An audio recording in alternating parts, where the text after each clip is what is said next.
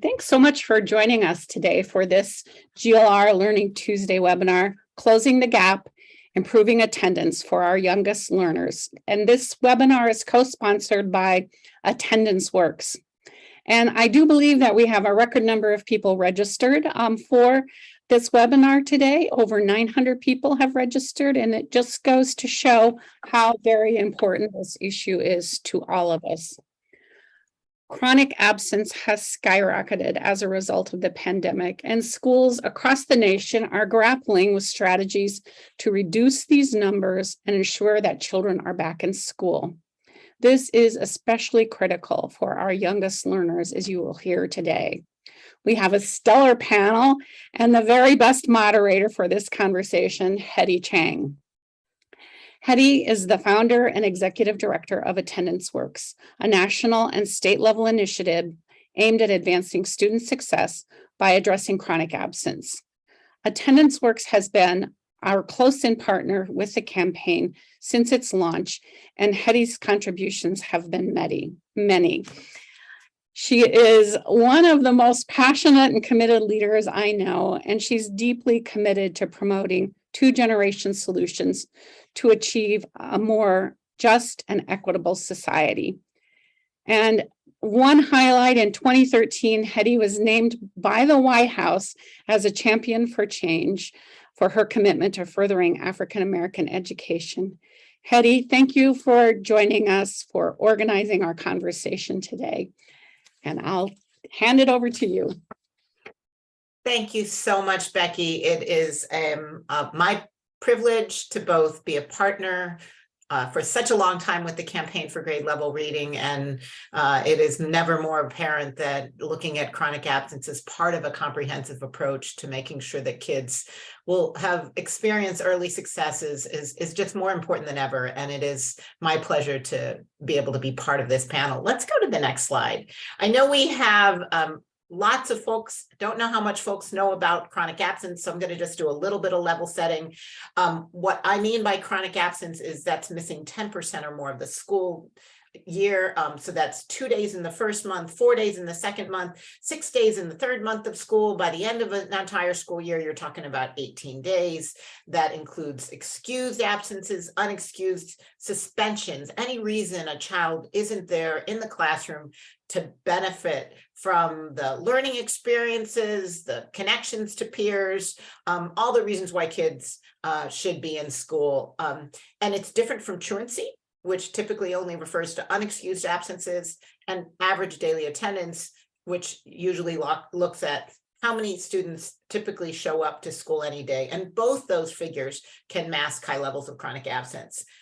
Next slide, please. As Becky mentioned, we have an incredible challenge. We think that now at the end of last year, chronic absence has skyrocketed. It is double the levels prior to the pandemic. We're starting to see data that shows it's continuing to be high. So even though we thought, well, with the pandemic not being so significant, we would start to see kids to come back to school in the ways that were happening in, let's say, 1819, that is just not quite the case. And we're going to have some real intentional strategies for making sure our youngest learners are in school and benefiting from those opportunities to learn. Okay, next slide. I thought I would give you a snapshot of what I mean by high levels of chronic absence in the early grades and the older grades and how it's expanded. This is actually a snapshot from Ohio. So you can see in kindergarten, chronic absence went from 17% to 31%, and you can see the trends. High levels gets a little better, and then it goes higher again. Next slide. This is data from California that was just released, where in California, we're seeing 40% of our kindergartners chronically absent at the end of last year. Next slide. And when you break that out by ethnicity, it's even more troubling. Over 50% of our African-American young learners, kindergartners, over 50% of our Native American kindergartners, almost 50% of our Hispanic or Latino kindergartners, and almost 60% of our Pacific Islander students. these are such troubling numbers because we know that kindergarten chronic absence left unaddressed can predict kids not reading at grade level by the end of third grade. Next slide. And this is the data from Connecticut. Connecticut is a state that has so committed itself to timely data, and they actually collect data every month. So you can actually look at data through the end of November. That blue line is last year. So they had about 27.5% of their kindergartners chronically absent last year, and it's a little over 30%, 33% at the end of November this year. So Connecticut has some really amazing supports and interventions in place. It speaks to the challenges that we're facing as students are returning back to school, and we've had 3 years of disruptive learning. Next slide, please. These high levels and continued high levels of chronic absence really reflect an erosion in the positive conditions of learning that help students and families want to be in school, feel comfortable being in school, and make sure there aren't barriers to being in school. So we know kids and families are more likely to come to school when they feel physically and emotionally healthy and safe, when they feel a sense of belonging, connection, and support, when they feel academic challenge and engagement, and when they're surrounded by adults and students with well-being and emotional competence. And yet we know that these past few years have really challenged all of these dimensions.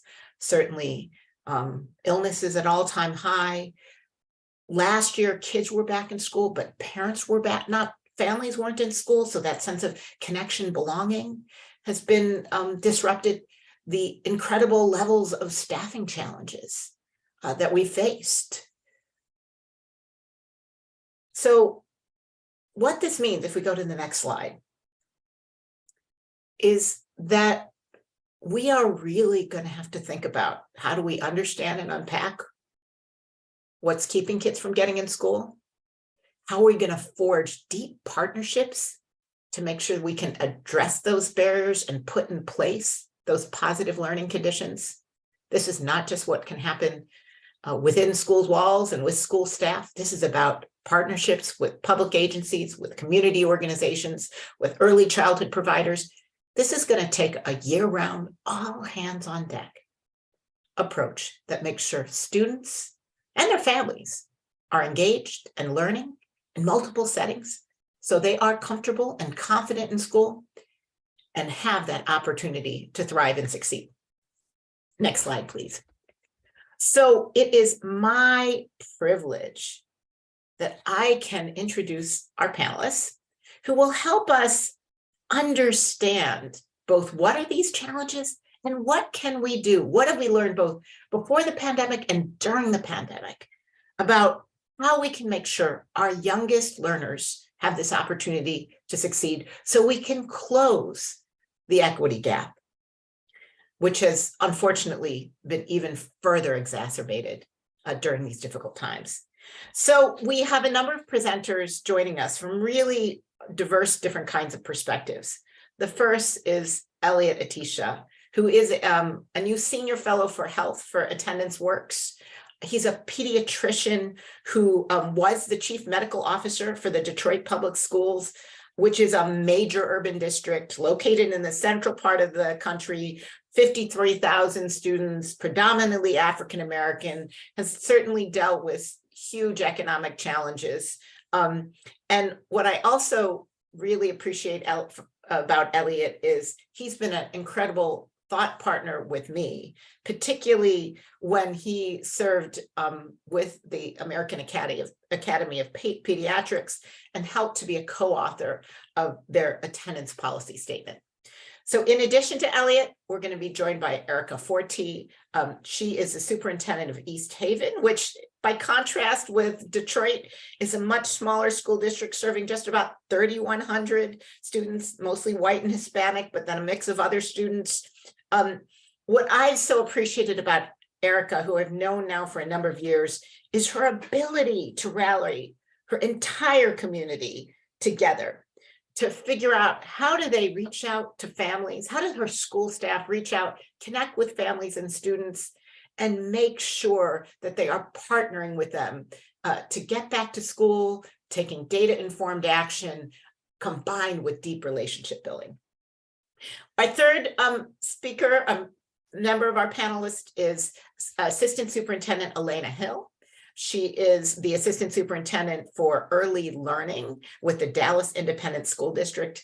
She is a longtime advocate for young children, where she works to make sure that in her district, there are quality learning environments for children, and there are deep connections to the community stakeholders who can help empower their families to be their children's best first teachers.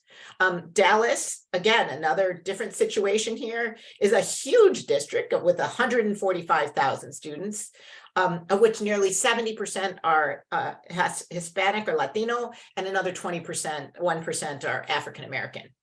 And last but not least, we're joined by Tracy Hill, who is the Executive Director for Family and Community Engagement with the Cleveland Metropolitan School District in Cleveland, Ohio.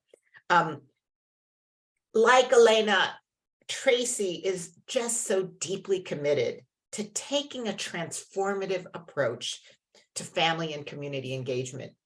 I so appreciate her willingness to look at that perspective, not only from what helps families, but what helps the folks who are in school systems change how they interact, how they support families, how they take a trauma-informed approach to building relationships. And located again in the middle of the country, Cleveland serves around 36,000 students. About 65% are African American, 17% are Hispanic, the remainder are mixed. And Cleveland has a long, deep history of really working on the attendance issue under the leadership of CEO Eric Gordon and Lori Hobson, who is their director of attendance. What I will comment on is this panel, if you notice, none of them are the attendance directors. They're from the other parts of school districts, the leadership, the health, the early learning, the family engagement. And that's because attendance isn't something that you improve by taking a sort of sole focus just on attendance. It's by paying attention to all these other dimensions of how schools operate that we can make a difference. So with that, I would like to have my panelists all join me. And actually, we're going to start though with Erica. Erica, I'd like you to start the conversation out by talking about what do you see as some of the one or two top challenges facing our youngest learners and causing them to miss school. And then say a little bit about how the challenges maybe facing our youngest learners looks different than students who are older. Yeah, thank you, Hetty. So our initial challenge has been with families feeling more comfortable with taking their children out of school for longer periods of time to vacation or to visit family or to return to their country of origin. And the challenge is greater now as we're experiencing families leaving for longer periods of time, more than one time during the school year.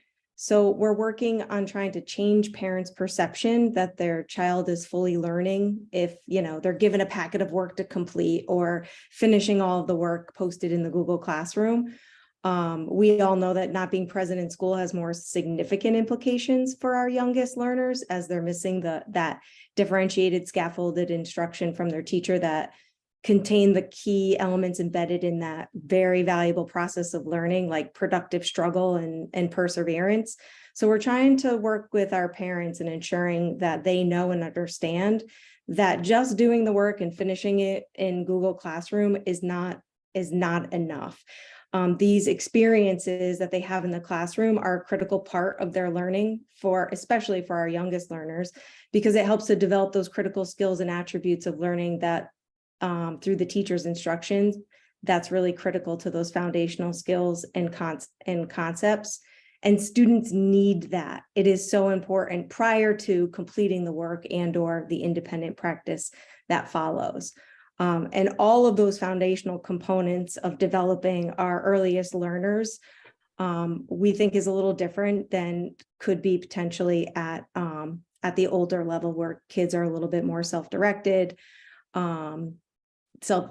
engage in different types of platforms that also may contain instructional components to accompany the work as well. So that has been Erica, let me just clarify. So it's almost like when COVID happened and those first couple months, we shifted to virtual kinds of learning and sending packets home.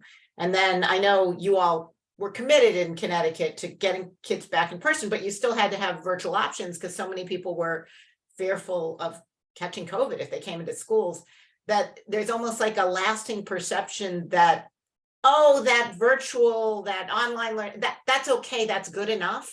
And they don't fully understand how learning really requires being around other kids and in the classroom. I feel like I'm hearing that as Yes. part of one of the impacts of the pandemic that you're struggling with now. Absolutely. Absolutely. It's not just about completing the work. There's so much more that goes on in the classroom relative to the interactions with students in their classroom, the instruction, that whole process of learning and productive struggle and helping kids gently, overcome some of those challenges, and the perseverance and working through some of those problems, and also all the social aspects that come with that. So helping to change that perception and getting parents to understand the importance of coming into a school building every day is probably more important than actually completing all of the work and the assignments in the Google Classroom or in the packet that they request prior to leaving, for vacation or to visit family. Thank you. Elena, please join us here and tell us, what would you add? How does this connect to the challenges that you're seeing in Dallas? Absolutely. Thank you so much. I was listening very closely because I do share some of the same sentiments with just the lack of routines being there for our youngest children. But something else that we're noticing is how families are still impacted by the pandemic today. And so many of our families are still in crisis. And so whether that is employment crisis or just health crisis in the family, and for reasons that, not because parents don't care, but many times parents will deprioritize sending their youngest children to school when there's something going on at home. And so for us, building those very, very strong connections with families is super important, so we can ensure that our youngest children are present as much as possible. Sort of like that Maslow's hierarchy of needs. If yes. I don't have housing, I don't have health, I don't have a car. It's not even deprioritizing. It's like you just don't have the capacity to That's make right. Getting to school the top priority, because you're so consumed by these deep challenges.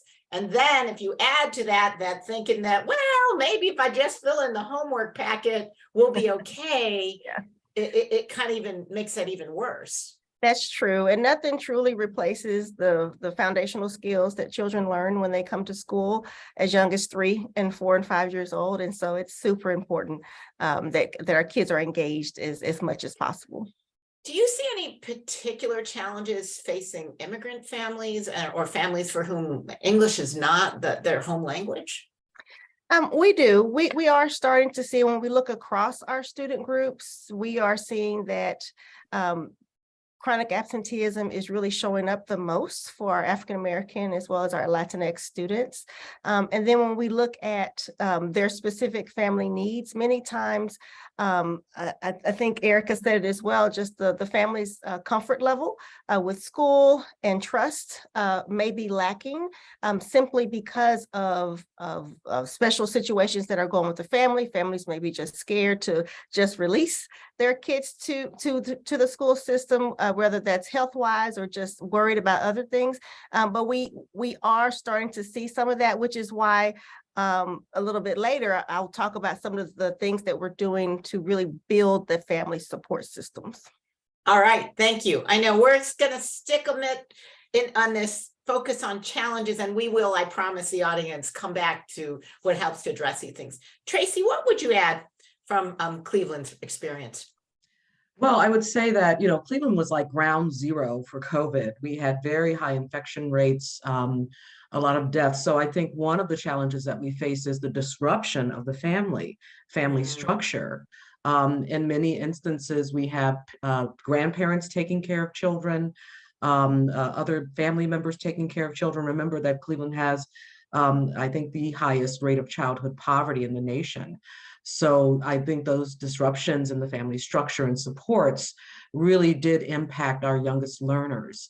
I think also the break in routine, Cleveland did a massive expansion of preschool programming in all of our pre-K to 8 buildings. So we have a pre-Ks in all of our buildings, but we saw a drop off in enrollment over the last, well, of course, during COVID, but even when we came back to full-time in person, our preschool enrollment continued to drop.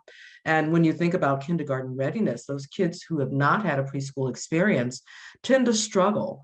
When they come to school, they're further behind their peers, and they haven't had that exposure to the structure and routines and rituals of a classroom. So that sometimes when a child is ill, or in many instances we see when there's a family member who's ill, either with COVID or some other condition, parents or the caregivers tend to keep all the kids home for fear of spreading the illness, or because they are just not able to get one of their 3 kids to school. Family health is more important. And as Elena touched on, when you have multiple needs in terms of housing and food and transportation, sometimes getting out the door and getting kids to school is the last priority. And we tend to try not to judge our families on that, and try to offer as many supports as possible. Tracy, can you say just a word about how do these struggles, the challenges facing the youngest learners differ than what you might be seeing among your older kids? Yeah, well, our attendance rates for our kindergarten and unfortunately our high school students are comparable. We're seeing high levels of chronic absenteeism. In the case of our older students, what we've seen is that many of them have actually become contributors to the household income. They're out there working. And when we saw the increase in minimum wage and the need for employers to have additions to their workforce, because we all know that many of our employers just couldn't get the people that they wanted, they raised the actually hour rates. And now we have a lot of teens who are actually employed, gainfully employed, and are contributing to their household income. And in some instances, they are the only breadwinner of the family. So that is one of the challenges that we're facing, is go to school or work to help out the family. Yeah. Well, and we've also seen in many, or heard in many places, older kids are taking on caregiving responsibilities That as for well. younger kids, Yes. if their parents are working, or other members. And then they become sort of who we have to also, how do you manage getting to high school and getting your youngest sibling to kindergarten? Could Absolutely. be even a dual challenge. Yeah. Elliot, Tracy talked a lot about health-related challenges. Help us better understand what's happening around health and how is that affecting attendance? Sure. Thanks, Hetty. First, I want to find out how we steal Tracy and bring her to Detroit. In terms of health, both physical and behavioral health are leading contributors to missing school. And COVID has really only exacerbated many of these issues. Due to existing challenges and barriers to getting care, such as transportation or families living in recognized health professional shortage areas, many of these health issues go unaddressed, not only leading to missed school days, but also to poor health outcomes. For example, you have children with chronic health issues are especially prone to missing school, and asthma alone contributes to 14 million missed school days annually. That doesn't include all those days that a child is up coughing all night due to their asthma, but still somehow makes it to school and now can't stay awake or focused. Dental caries, the most common chronic disease of childhood, is a major contributor to the school, to the learning environment. And but it's also a preventable issue. Children with poor oral health are nearly 3 times more likely to miss school than a child without dental issues. And so the earlier we intervene, the better the outcomes. Well, and when Elliot, I think yeah. what you're saying is that these chronic health issues existed before the pandemic, but because of the shortages, because of people even maybe being fearful about going to a health appointment during the pandemic, they're even worse. So they're not even COVID related. They're not COVID itself, but that these chronic health issues may even be having more of an impact than they ever did before. Absolutely. And in many cases, you know, schools are a place where kids may get specific services. And so being away from the school environment really limited access to those resources, whether it's behavioral health support, whether it's a nurse who was helping to coordinate your care, whether it was a screening for a specific health issue. But what if COVID did anything is it brought attention to the importance of addressing these issues. And it especially brought attention to emotional and behavioral health issues. Children really, because of COVID, children really felt isolated due to the remote learning. Maybe they lost a family member, maybe they lost a teacher to COVID. And when you look at statistics, nearly 20% of children experience a behavioral health problem during their school year. Nearly 80% of those kids, due to both stigma and barriers around access, don't receive the necessary treatment. And then what happens is unaddressed behavioral health problems impact the learning environment. They lead to struggles with relationships, schoolwork, attendance, and eventually place students at increased risk for dropout. You know, Elliot, there's also a lot of comments in the chat I'm seeing reflected that they're talking about there's not just kids' health, it's maternal health. And I've always thought that chronic absence, even before the pandemic, sometimes maternal depression, maternal anxiety, it gets awfully hard when you're, struggling as a mom or a parent to get your kid to school regularly. So I wonder, has the pandemic also affected the ability of families to get access to health and mental health supports so that they can actually be there to get their kid to school? Yeah, absolutely. And when we talk about engaging with students, we're not just engaging the student alone. We need to make sure we're screening for specific issues that may be affecting the family. Is there housing insecurity? Is there food insecurity? Are there challenges with just getting your child to school? And that's when having the right resources and supports in place can help those families to overcome those challenges. We know that kids who face housing insecurity issues are much more likely, because they're moving from school to school to school, are much more likely to miss school and to not be able to show up. And then what it also does when you're moving from school to school to school is it makes it difficult for you to become engaged, to develop important relationships, which can eventually impact your learning environment. So we're starting to get into strategies and solutions, Elliot.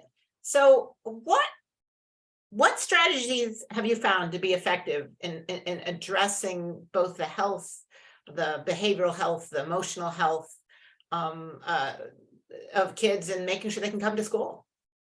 Yeah, this is so important, and really a place where we can make a tremendous impact on creating the healthy learning environment that our kids deserve. One key area is guidance on when a child should or shouldn't come to school. And schools can really work. It needs to be, first of all, the most important piece is that it needs to be consistent. And schools can work with local and state health departments to develop such messaging. And an important piece to this also is creating professional development for staff so that they're aware of the messaging and have a clear understanding. And then making sure that that messaging is available in appropriate translations. And it's really important here that when this material is translated, that it's done by professionals so that messaging doesn't get lost in translation. Elliot, can I just stick with this? Because I just think about with young learners and wondering what you're seeing about that. I know that even when my own kid was little, they had anxiety. And when they had anxiety, they would have a stomach ache or a headache. And I remember actually my early childhood provider actually said to me, hey, I think your child's having a lot of anxiety, and worked with me so that I didn't keep them home, but I sent them regularly to school, because routine can be part of that strategy. How do we make sure that families know when is my kid actually sick and I should keep them home because it's contagious or COVID? And how do I know when to send them to school? Because that's actually helping them develop this critical routine that they need for their social emotional health. Yeah, engaging parents is so important, and making sure that messaging is available. And not only that, when you have parents coming to school, engaging them at parent meetings, working with them to ensure that they have a clear understanding on why you shouldn't keep your child at home. And then also making sure that they're aware of the resources that can support their children to bring them into school. And many parents may not know that there's a school nurse. They may not know that there's a social worker. They may not know that there's a school-based health center at the school. And if parents are aware of what each of those individuals can offer, then they're more likely to take advantage of those services. And the role that school can play, in addition to having those services available, is to screen for some of those issues, especially behavioral health issues. And once you identify what those issues are, then you can connect the children to appropriate resources. And there really needs to be a multi-tier system approach in place, making sure that you're raising awareness, and then that you're able to connect kids to the appropriate supports and resources, whether it's through group therapy, whether it's individual therapy, intensive therapy, whatever it takes to help that child and that family overcome those issues and create that healthy learning environment that they deserve. Thank you so much, Elliot. I'm going to turn to Tracy now and ask her, what are some of the strategies that you found to, wait, do you want to speak to this last slide and then I will do that, Elliot? Yeah, thank you, Hetty. This slide is so important because when we talk about creating an important environment, a healthy learning environment for our kids, we really need to focus on the whole child. And when you look at the whole school, whole community, whole child model, which is the diagram on the right, you can see that physical and mental health are included, right? But it's not just those two. You also have parent engagement, you have employee wellness, you have the physical environment. And unless you really focus on each of these components, your impact is going to be limited. So we need to make sure that we have the appropriate supports and resources, but that we're also addressing each of these items. You know, employee wellness is just one example. You have all of these kids who are bringing different issues to school, and now those teachers are listening to it, they're taking it in, it's taking a toll on them, they're trying to support these kids as much as they can, but then it impacts their teaching environment. So we need to make sure that we're taking care of our staff so that they can take care of our kids. Thank you so much. All right. So Tracy, I would love, I know, again, Cleveland has been so heavily hard hit, but I also know you have a long history of effective work on attendance. So talk to us about what you're seeing and what you're seeing still works even in the face of the pandemic. Yes, even in the face of the pandemic, we have a multi-pronged strategy. As Elliot talked about, the whole child learning, really thinking about using tiered levels of supports, not only for our scholars, our children, but also for our families.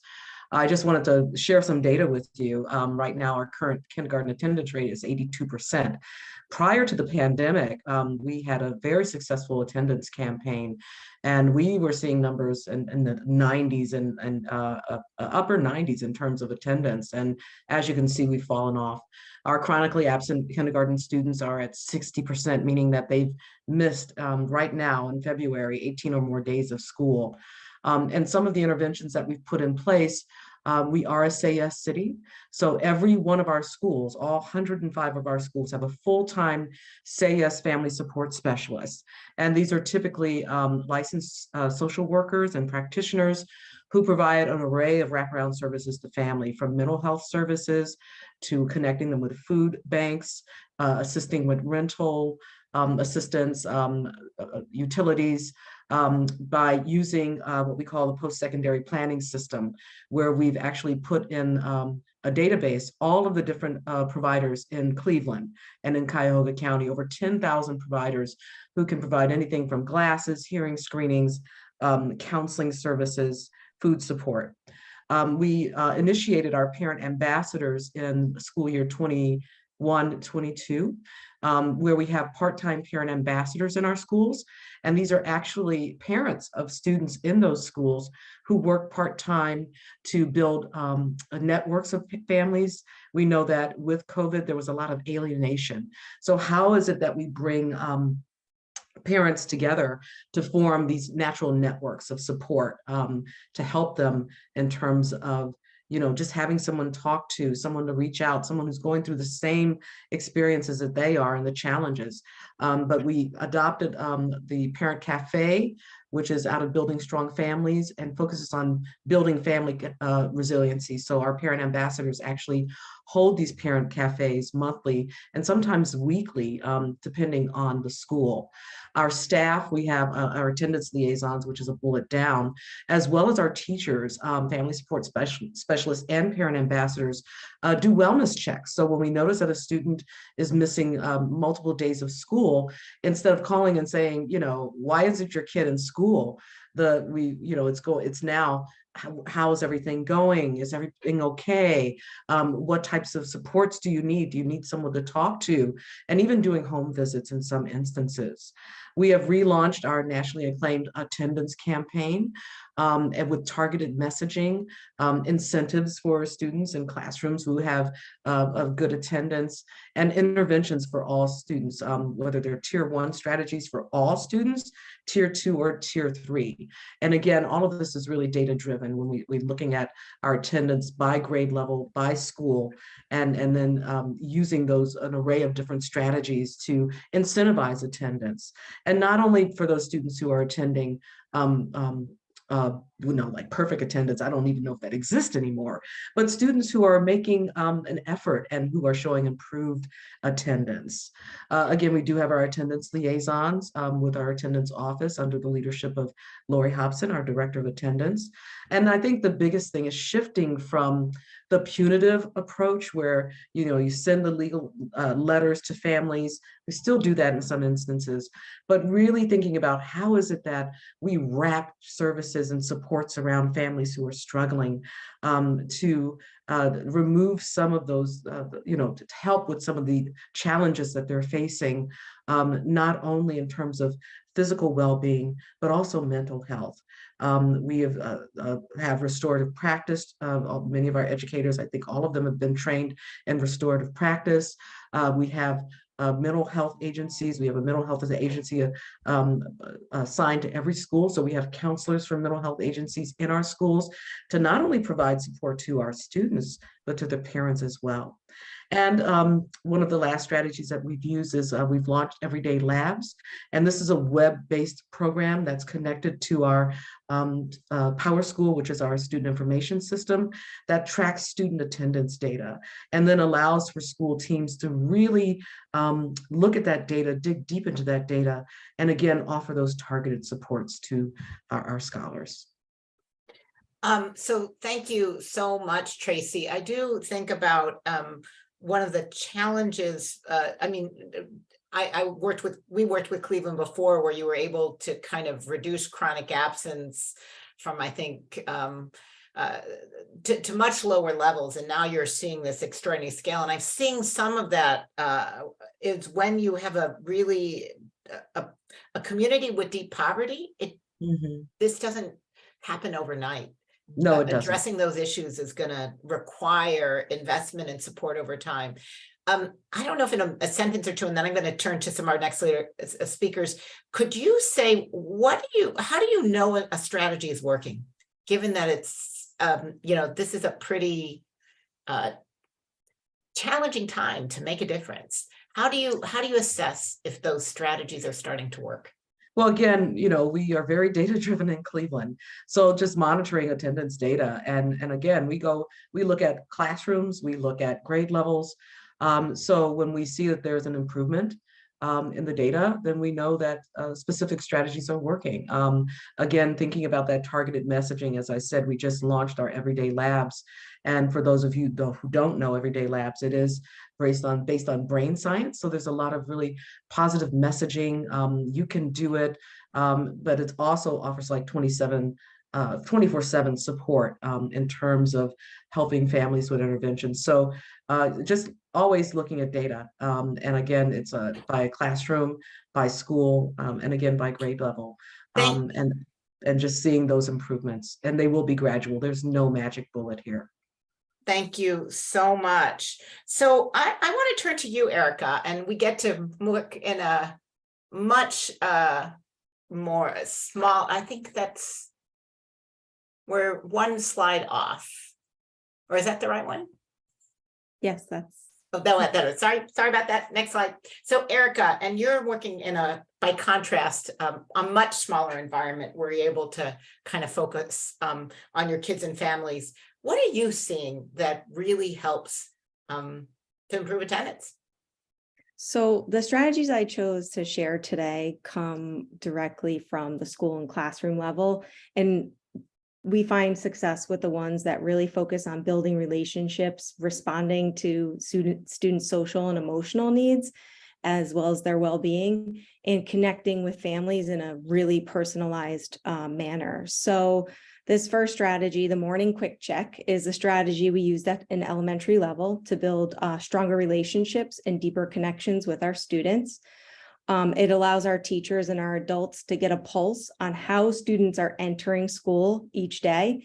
And so when students arrive in their classroom, they take a quick check Google survey to self-assess how they're feeling and share anything that they would like their teacher to know. And then the teacher uses sort of their own avatar, as you can see pictured here. This is Miss Preet from Tuttle School at grade 3, to showcase these emotions and help personalize it for students. The information the teachers get from the quick check help them make informed decisions for the day about a potential topic they can run with a restorative circle. They may use the information to sort of assess their students' readiness for learning that day. They also use the information to identify those individual students they need to connect with individually who are coming in with something, really heavy in their backpack per se. And then also teachers will use it to sort of say, what specific social emotional learning skills do I need to naturally integrate throughout the day based on how my kids and my students are coming in. And this strategy was initially used at Tuttle School by a grade 3 team based on their work with the principal and the SEL coach.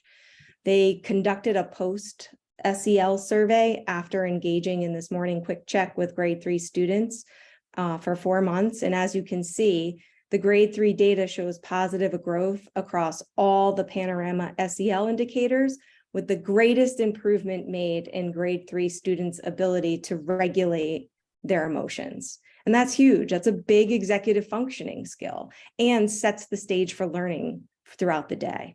Hey, Erica, were you able to make any connections between this and improved attendance as well? Yeah, so Tuttle School had the best attendance out of any school last year. Grade 3 was a big contributor to that, but they were only at 14% chronic absenteeism rate last year, where all of our other schools were in the low to high 20s. Wow. Yeah. So and I think you were going to share another strategy. So let's go on to that one. Sure. So the next strategy is more of a tier 3 strategy, and it's used to strengthen family connections, and is super personalized in nature. Our district attendance team is part of this work, but it involves us making personalized individual calls to all incoming parents of kindergarten students to share important information around attending school regularly. and also allows parents the opportunity to ask us any questions or share any feedback with us relative to the transition program we have in place. We also use these personalized calls for kids who may not be chronically absent, but are missing sort of more days than they typically would, just to sort of inform parents, ask them if there's any resources or supports that they need to help them. And also, again, ask them for their input as to why their students are missing school and what we can do to help support getting their kids to school every day. We come from a very positive, productive place. There's no set script, but the team does come together to talk about their conversations and how they went with families. So we're reflective about what we're saying and how we're saying it and how we're presenting it. We find that, letters and general information is great, but this personal connection with families and taking the time to speak with them on the phone often ends up in a thank you and, some sort of outcome that increases their kids' attendance rate. Erica, there's a question in the chat, and I'm just going to do a little bit of this. They were asking, what are the skills, qualifications, training for the folks who are doing these calls?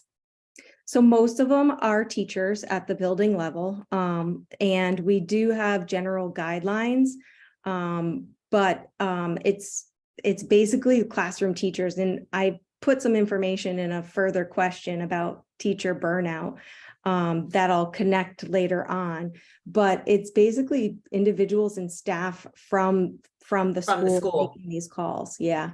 All right, thank you. I'm going to shift over to Elena, because I know Elena has also really emphasized connecting and partnering with families. So tell us about your strategies that you're using to connect to families so you can improve attendance. Sure thing. So like many have said on this call so far today, just the strengthening of parent connections is super important, especially when we talk about our earliest learners.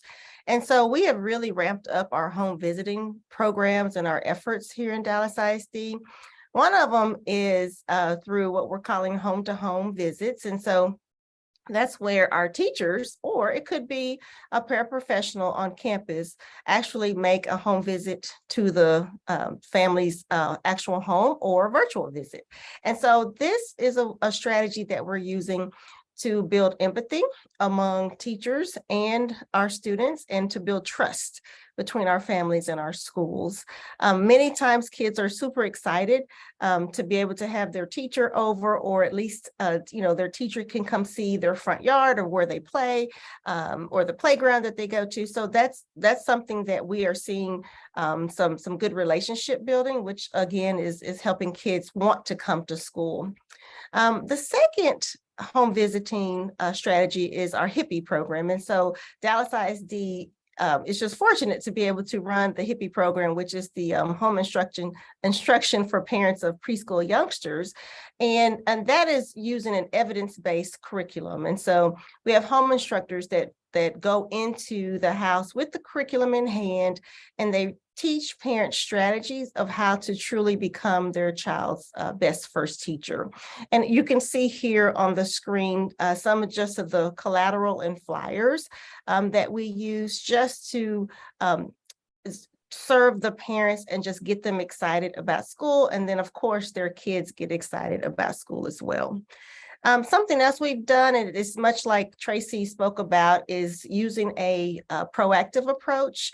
And so, of course, truancy is truancy, and it's there. And I think it has a place, for attendance. But we really want to rely on being proactive and being positive instead of punitive. And so we have also partnered with Everyday Labs, who is responsible for sending out nudges by text message or letters. And the letters are super friendly. They're personalized per student. They let the family know, hey, Elena has missed 6 days compared to her peers who have missed 2. And so that just gets the parents' attention in a different way. And these are fully customizable. So we're able to customize these for young parents of younger learners, and then connect them to resources at the school level. Something positive that we have seen from this particular mode of communication is that it captures a lot of other things that maybe families are not reporting to the school. So maybe they're reporting to through this mechanism that maybe their child feels scared at school, or maybe their child may be experiencing some bullying. And so we're truly able to connect families with resources that they may not have been able to do outside of this. And Elena, this is also similar to the is this Everyday Labs also? Yes. So when Tracy was talking about Everyday Labs as a strategy, and folks were wondering a little bit about what that looks like, this is actually being used in both districts. So I just thought I would allow that to be clear. Yes. Yeah, and so, but the last one is truly the connection to families. So again, it's the connection of resources, because that is really how we're going to improve attendance in schools, is to make sure that our parents have what they need so they can feel strong and feel confident in us as the school system to educate their children. And so some of that is just very, very simple strategies of just listening to families, understanding what their needs are, and then as necessary to refer them to get medical attention, mental health attention, housing, transportation, food insecurities, whatever the family is experiencing. I definitely want to close that gap for them so they can not worry about that and just get their children in school. It's interesting. I think when I think about your strategies, you're doing one which is highly personalized, these home visits, and another which is almost trying to use technology, use a centralized call so that you can reach as many folks as possible, and maybe possibly even create more time for that more highly personalized home visiting approach. Is that part of the thinking here? That's exactly right. The other thing about Everyday Labs is we, as a district, we chose to also do the text messaging option. And so that's really appealing to some of our parents now. It's easier for us to receive text messages than it is for, a letter to come home with a child. And so we're really having like real-time interaction time with parents. And so you're exactly right. We're wanting to really meet the parents where they are, because the goal is just to have kids in school. And it's not a you're in trouble. No one's wagging their finger. We're not judging parents. We're just reiterating the importance of having their children in school, especially the young children. Great. I would actually like to invite all of our panelists to be on here and ask a few questions where we won't so much use slides, but we'll do this through interaction among all of us. And I'd also we'll use this as an opportunity to get into some of the Q&A coming in. But let me ask first. So a lot of this work, and I'm thinking, Erica, your response was who's making those phone calls, but also even the work of using some of the strategies for checking on kids' wellness and well-being. That's all involving staff at schools. How do you engage staff? This has been a tough 3 years for school staff. How do you get them involved, and how do you engage them and make them part of this?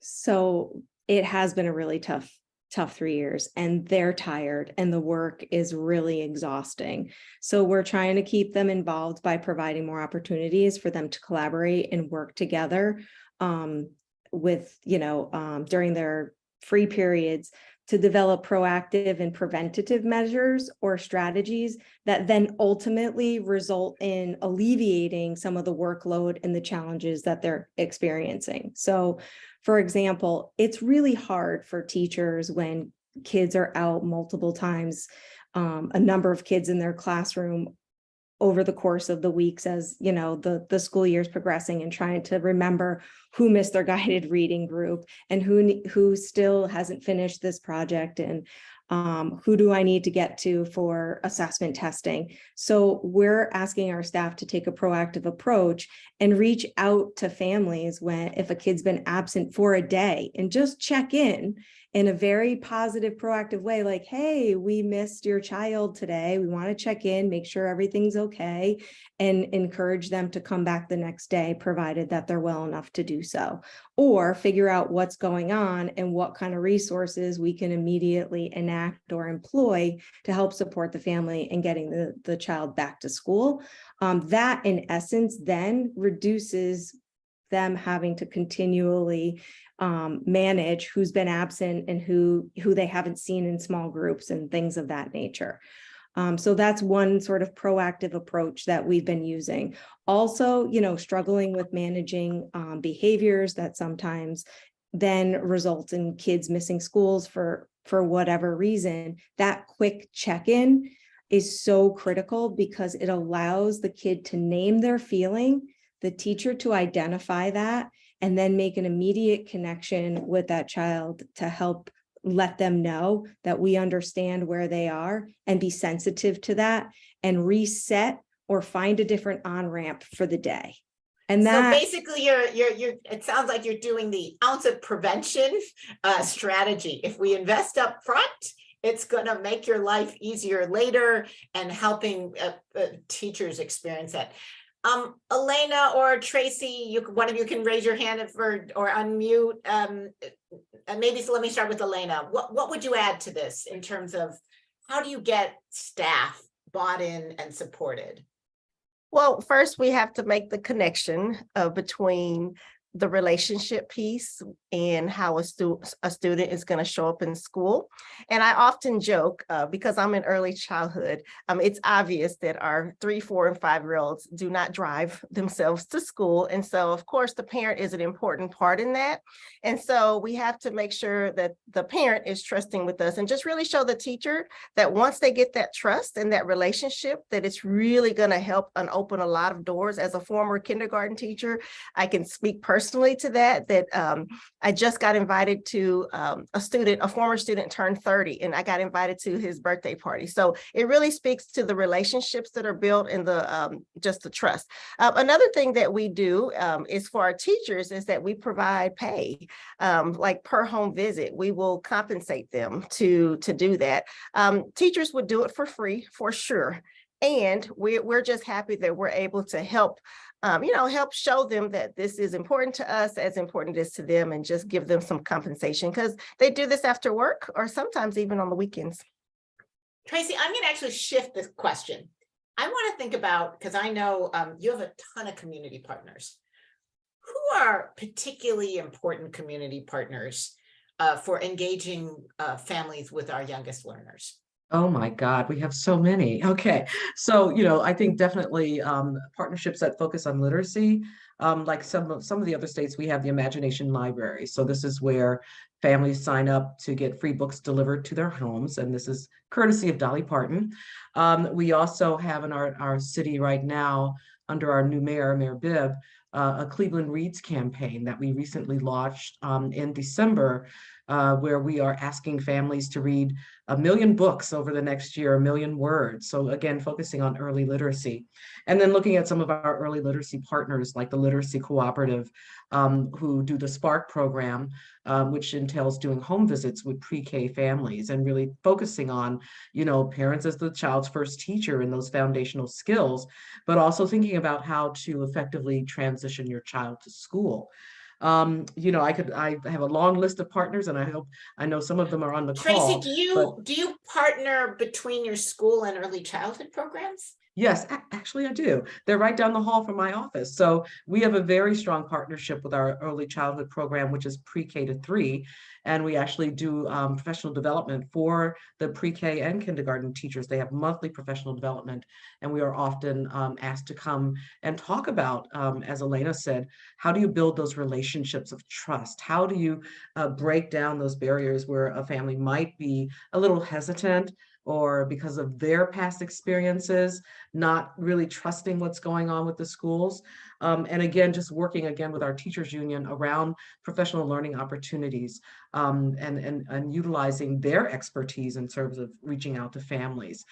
We also did have our teachers engage in home visits, visiting those families of students who didn't show up. But also we know that the teachers are they're the front line. They're the ones who have those relationships and those opportunities to build that connection with families. So again, thinking about how is it that we can be a support to them and also offering additional compensation in our CBA, which is our collective bargaining agreement. Teachers have the opportunity, they get paid for 12 hours of community engagement. And as I said, you have to recognize that our teachers have done a phenomenal job over the last, they've always done a phenomenal job, but especially over the last few years that COVID not only affected our families, it affected our communities and our educators. We were all in it together. And we have to, again, think about how we can work together and partner together, not only with our educators, our educator partners and all the different groups that they represent, but also with our community partners, of which we have a ton in the city of Cleveland, and we're very thankful for those partnerships. Let me shift for last, and then we're going to start to ask the questions in the chat and really in the Q&A. But Elliot, I also think that health requires partners that are beyond schools, or maybe even school-based health folks. Can you talk about the health partnerships that really can ensure that you can improve attendance? Sure, definitely. And that's, of course, aside from having a nurse in every single school and a social worker in every single school, right? Well, I wonder if that is actually part of the partnership I'm thinking. There's both Absolutely. partnerships in schools and partnerships outside schools. I mean, I know that you've sometimes, we've seen where people have an attendance team, but maybe the school nurses is not actually being leveraged for her insights on that attendance team. That's right. So there may be both. You feel free to speak to both within school and outside school partnerships. Yeah, so I mean, in an ideal world, you really would have a school nurse in every school. You maybe even more. You would have a social worker in every school, maybe even more than one, depending on the size of the school. But you're absolutely right. If those individuals of that health team, and every school should really have a health team, if they're not talking to each other, if they're not coordinating care, then you're going to be duplicating services, you're going to be missing things, making errors, missing out on things. And so we need to make sure that the most important piece of this is that coordination piece. And if you can collaborate with health institutions, with the local health department, potentially to bring in some of those resources that you may not currently have in your district, that can really go a long ways to making sure that our kids get the care that they deserve. You can partner with local behavioral health institutions to bring in behavioral health services. Now with technology, you can use telemedicine to bring care to the school without actually having a provider on site, but you have a nurse who has the tools in front of her to be able to look into an ear or listen to a lungs, and a provider off-site is making a diagnosis and giving that child the treatment that they need. And you know, the hard part for schools to put all these things in place is funding, right? And so there's a lot of work being done across states, across the country, to find ways to reimburse schools for the services that they're provided, because if you can get that reimbursement, then you can help sustain some of those roles and positions in schools that are specific to health. I want to ask one question I think is health related that's in the Q&A. Madeline James asks, are there communities that are collecting data on the number of young children who lost a parent or family member due to COVID? I'd be curious if any of you have been able to look at that and then how that might have helped you respond to the kind of trauma or other issues that are connected to that family that loss.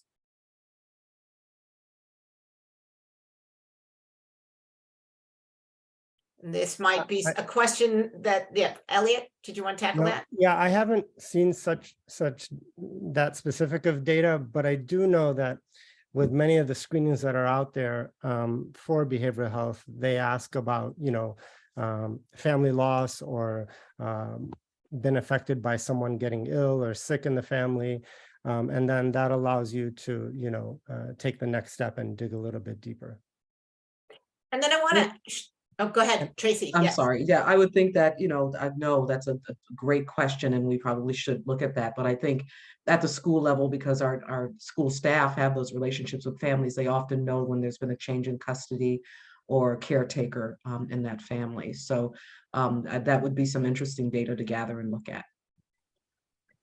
And then there's some questions about, and I think it was you, Tracy, who talked about the decrease in the number of kids participating in preschool programs during the pandemic. A question about why is it happening? Is that because it's considered voluntary? Is it because, is there something about they found, this person also talked about having pre-K full day and full year programs and better attendance and part-time, or working families will send their child and prefer a family, a location closer to where it's full-time.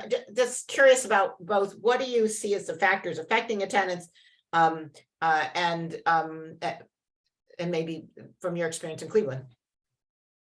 Well, again, I think it goes back to this whole issue of trust. And with COVID, we did see that disruption in terms of families, where we might have parents who prefer in-home care by a trusted family member, because they don't want their kids to go to school and be exposed to whatever is rolling out there. Now we have the trifecta of respiratory diseases. We've got RSV, we've got COVID and the flu. But we're starting to see an uptick again in terms of our preschool enrollment.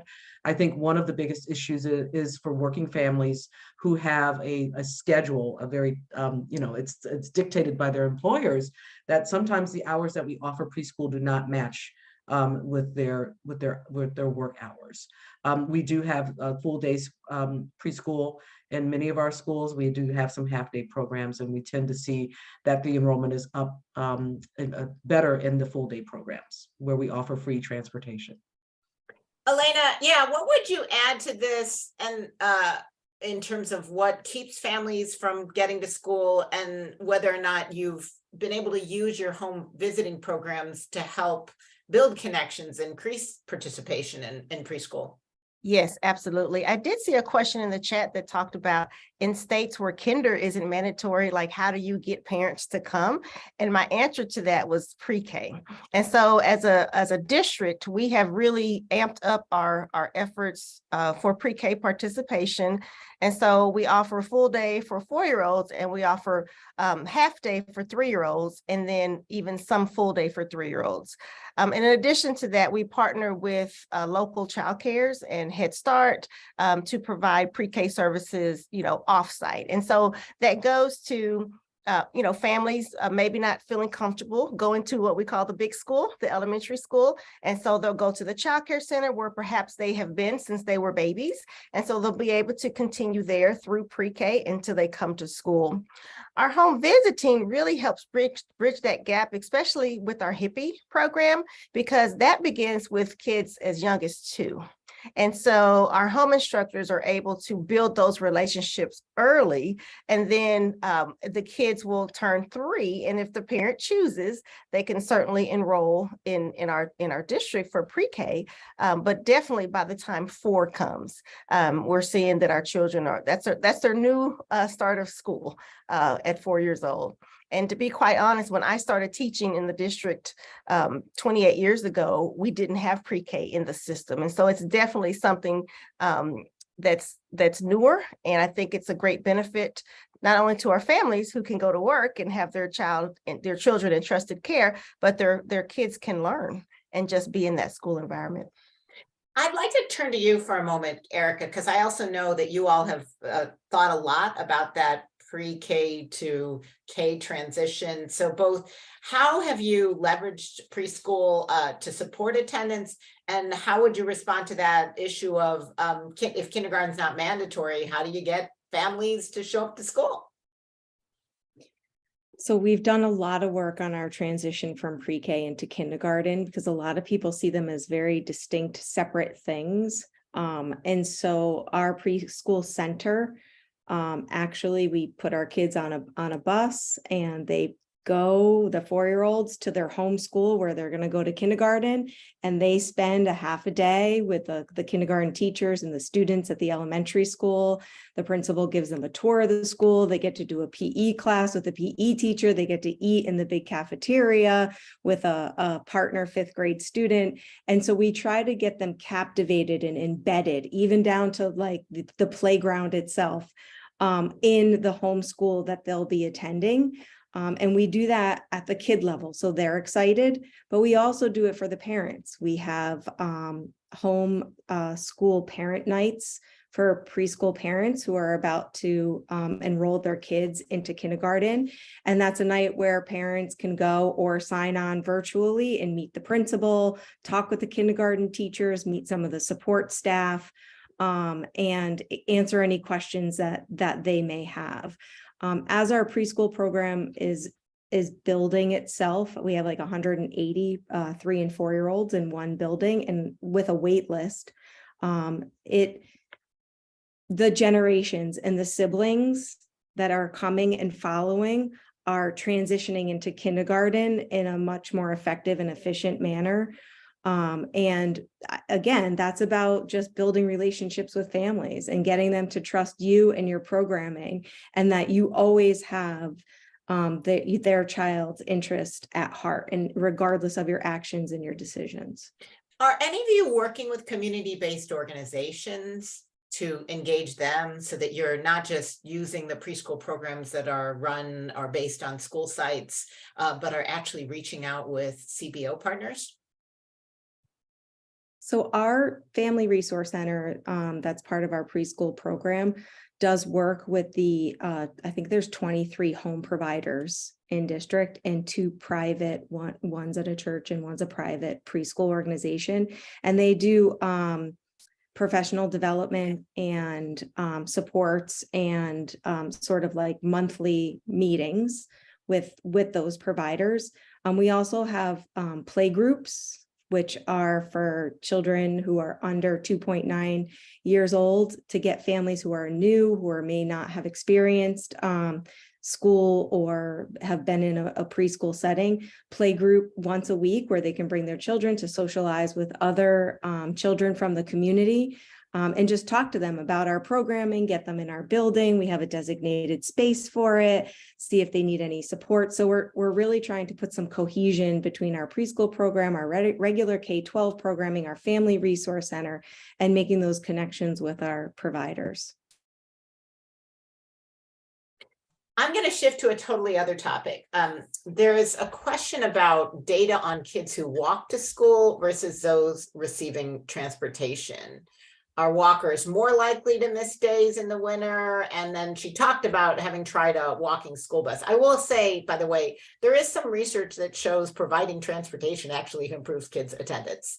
That's like national research. It was done, I think, with Michael Gottfried looking at data. So there is some evidence, but what do you know locally about this issue of walk versus transportation and improving attendance? Well, we do know that when we do have inclement weather, that our attendance does drop. So that's a no-brainer. A lot of our students are transported to school, but we do have many that do walk to school. So we have worked with the city of Cleveland with a program called Safe Routes to School, where we do the walking school buses as well, have the crossing guards. And then some of our parents at schools have actually created their own walking school buses and worked with neighbors with the neighborhood watch, where people know what time kids are walking to school, and they're actually out in the community, the barbershops and everyone, just saying, we're here for you. Again, with our attendance campaign, sending those posters and flyers out to our partners to display in their barbershops and stores and even on the RTA buses. But I do think that there is a correlation between poor weather and attendance. And again, that's just taking the time to look at that data and pull through it. So another question is, it's from Alan Gutman. I understand that most interventions causes for absenteeism will be family-focused, family-based. But do any of you conduct analyses that look inward and examine what school factors may be affecting attendance, quality of curriculum, staffing, learning environment issues? And Elaine, it looks like you're ready to jump in here. Yes. And so, we gather information a variety of ways, but one of them is through the hotline. And so we can always know, like, if something is going on in a certain school or a certain neighborhood, just based on the reports that are coming in from parents. And so if we are getting reports that, my child is bored in school, or, a lot of those, then we do look inward and we do think, okay, so how else can we engage? Are we challenging students properly and adequately in order for them to want to stay in school? The other thing that comes to mind is just health and safety of the school. Many times students will not want to come to school because they're nervous, they have anxiety, and they just they'd rather not be in the school environment. And so if we're getting a lot of bullying allegations or just the child feeling uncomfortable, that is when we as a district can go to campus leadership and just let them know, here are the concerns that we're hearing. We'd like for you all to, look at your systems to see where we can improve. Because again, the goal is, that we are this safe, warm, welcoming environment for kids to come to school.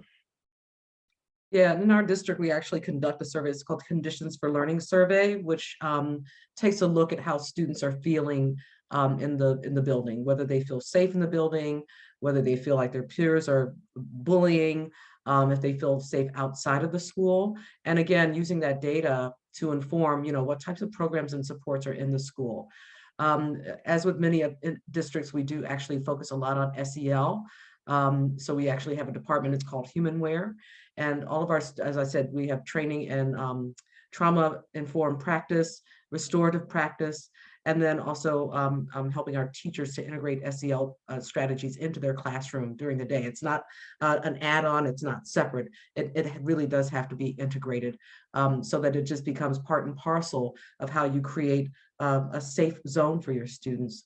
We also have, not on our watch, students who are mediators in our schools, who mediate situations between students. And then we use a variety of different types of SEL curriculums to address those social emotional factors, which can sometimes interfere with a child feeling comfortable in attending school. Hetty, can I just add to something that Tracy just shared? Mm-hmm. So Tracy brought up a really important piece about data.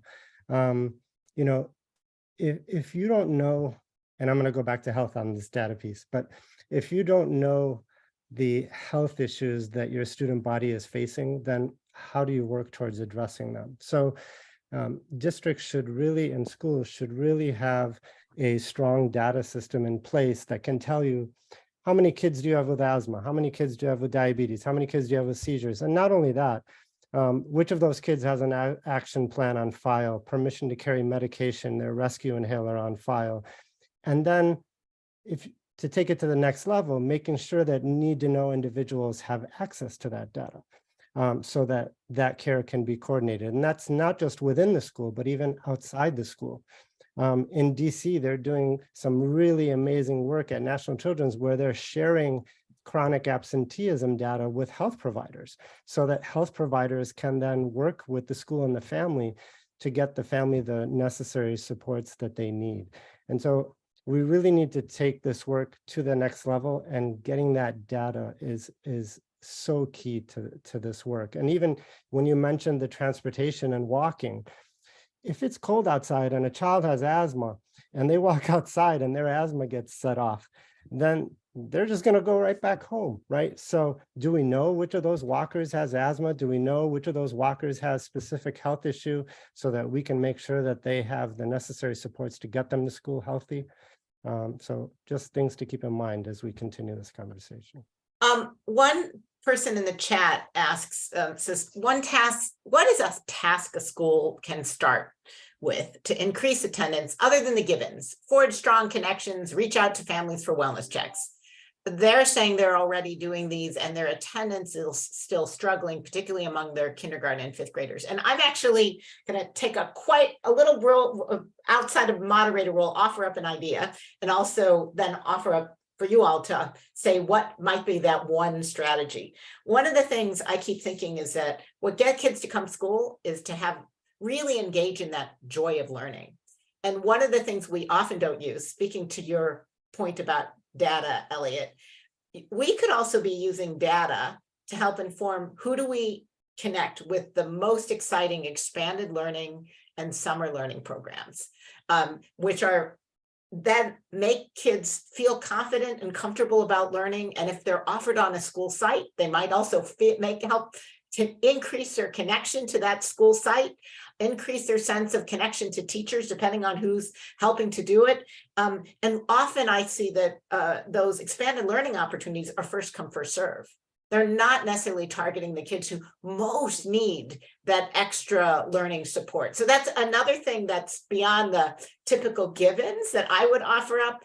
Anyone else here, aside from the forge connections, reach out to families for wellness checks, what's something that a school could do? I would like to offer up just really studying the trends in the data of why kids are absent. It kind of goes to, you know, building those relationships with parents, but it really speaks to if a particular school campus has a high level of absences on a Monday or a Friday, and we already know that, then maybe we're planning different things on those days so kids can be totally engaged and just want to come to school. Like, there's no way I'm missing today, Mom. I have to be at school. Or it could lead to other things, like maybe there is something going on in the community that's causing kids to either to be late to school or just not show up at all. So just understanding those, individual campuses can make better decisions that way to really help support their particular groups that they serve.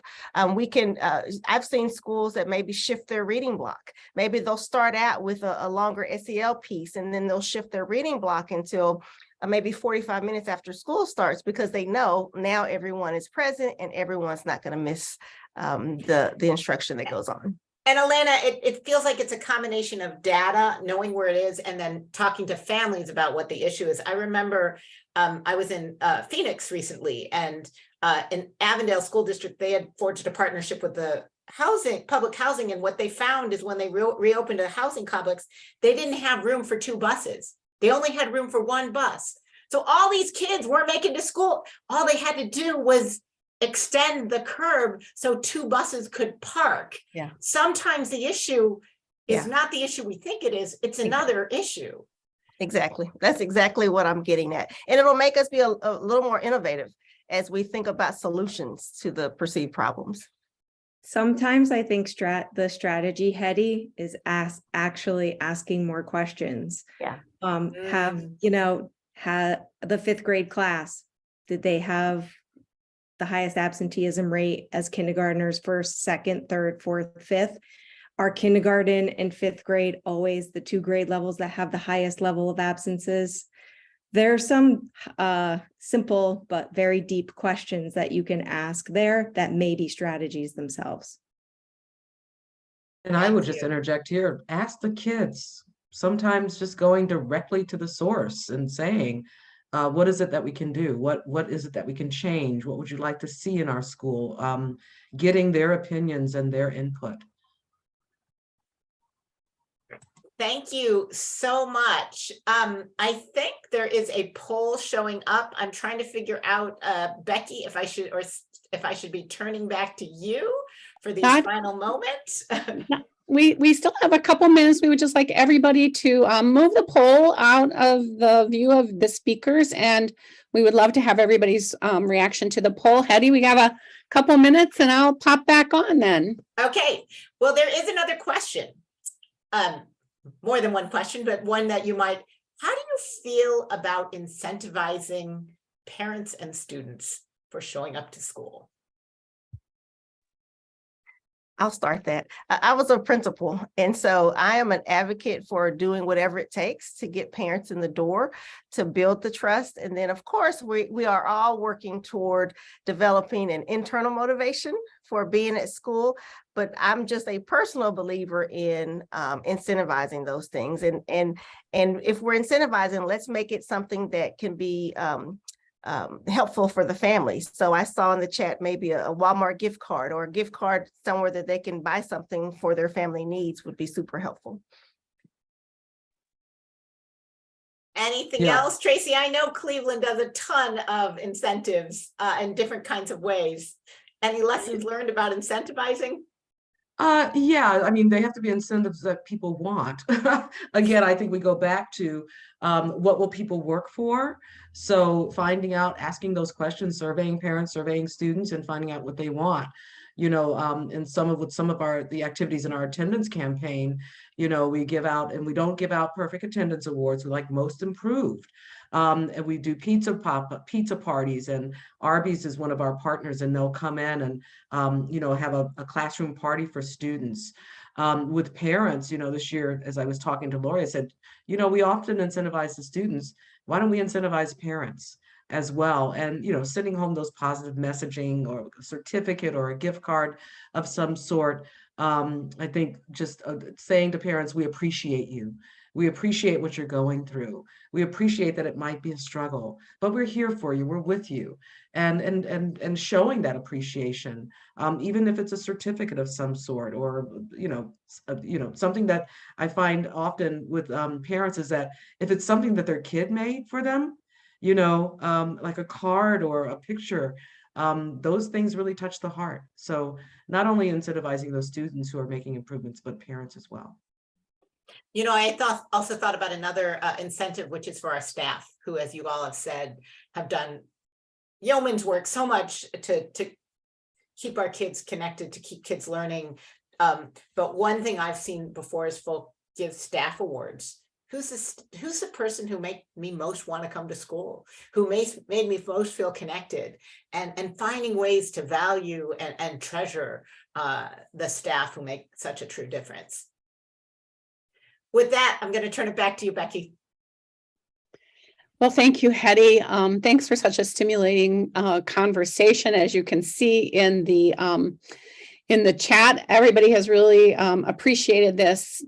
Tracy, Elliot, Elena, Erica, thank you so much for making time to join us today. And to our ASL interpreters, Andy and Lisa, thank you. Also, thanks to Sierra and Evan behind the scenes, who made sure the slides were advanced. We really appreciate it. As you can see, these are our upcoming webinars. We would love to have you join us on another one. We have some great ones that will be coming up, and appreciate you all making the time to be here with us today. So thank you so much to Attendance Works as well for being such an extraordinary partner for over a decade now. So have a great rest of the day, everyone.